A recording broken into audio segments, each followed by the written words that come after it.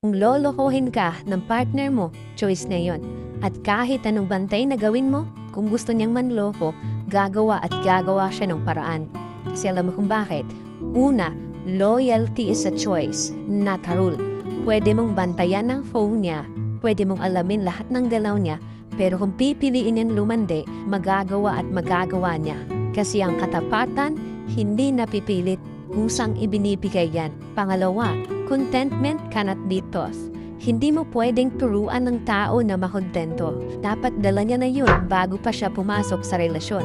Kung kulang siya sa sarili niya, hahanap at hahanap siya ng iba. Kahit gaano ka pa kabuo para sa kanya.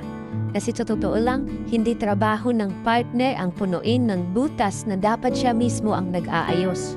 Pangatlo, peace of mind is priceless. Kung araw-araw kang nagdududa, ikaw rin ang talo. Mas maugos ka sa paranoia kaysa sa totoong problema.